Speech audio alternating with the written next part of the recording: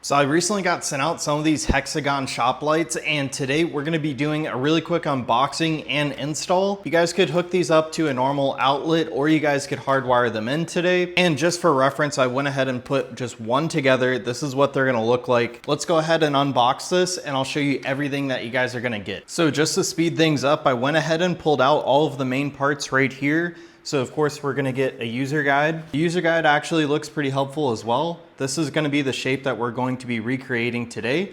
We also have two different connector pieces. We have these, this is what they're gonna look like. And then we have these elbows that just have two connection points. For mounting, we're gonna get a bunch of zip ties. We're gonna get drywall anchors and screws. This is going to be the plug. If you guys want to just plug it in straight into the wall, you guys could use this. Or if you guys want to fully wire this in, they give you this wire. I believe we're gonna be trying this one out today. And with that kit, we're also gonna get some wire nuts. And then of course, we have a whole bunch of these lights. Basically, you have the plug-in right there. You can see the LED strip, and then the other side's the exact same. And that's literally the rest of the box, just a whole bunch of those little pieces. And I did want to show you guys something right here. So we have holes on these little connectors so that you guys can mount it just right there, or you guys could use these little metal clips and it'll pop into place. So with that being said, let's go ahead and start with the install. So the first thing that we did was that we got this pretty close to where we wanted. Then we made sure that it was straight with all of the walls. And then we took our silver marker, since we have a black ceiling, and we marked all of the holes. So I used a stud finder, and I know that there's no wood behind all those marks we just made, so we're gonna use drywall anchors. So we're gonna go ahead and drill some small holes and put those anchors in. All right, so now that we have the holes drilled, we're just gonna lightly hammer those drywall anchors right in. Just like that. Now we're gonna go around the whole perimeter doing the exact same thing. So next up, now that we have those drywall anchors in, we're gonna send some screws through this little part straight into the anchor. Now be careful not to over tighten because it is a plastic clip. So now I'm just gonna go around the entire perimeter doing all of these screws that we just made the anchors for.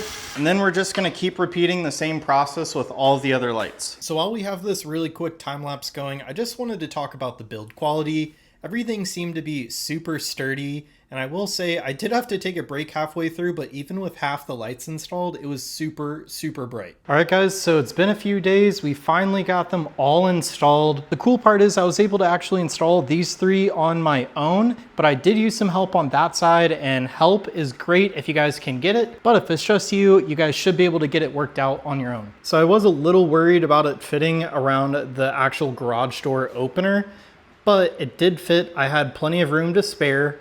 And if you guys are worried about that as well, then you guys should be covered. I also really like this like daylight color. It's super white. And so it just makes everything really bright in here. And when you guys are doing car work or car maintenance, having a light like this is a huge deal. So you guys should be able to see the connectors pretty well. There were just a couple Y joints like that, but I did use drywall anchors on every single point that I could just to make sure that these weren't going anywhere. And just because of the length, I went ahead and went with this cord and just plugged it into a smart outlet. So I can talk to my smart device to make these turn on or off. Eventually, I'm gonna buy some more wire so that I could go from this joint there into the ceiling all the way down to that light bulb and replace the entire strip here for that light bulb, so I could flip it on and off like a switch. But overall, these things are beautiful, and having the black ceiling really makes this entire garage just feel taller. And then adding those lights makes it even better. So as you guys could see, that's the main light in this entire room. And even over here, we still have really good lighting. And if you guys install it the way that I installed it, the garage door will come right to that lip, so none of the light is being blocked. So overall, really happy with these lights so far. They're super bright, and I would definitely recommend hooking these up to some sort of smart outlet so you could turn them on and off easier. Or of course, you guys could just hardwire it into a light bulb like that that's already hooked up to a switch. And just in case you guys are curious, this is what the lighting looks like on my face.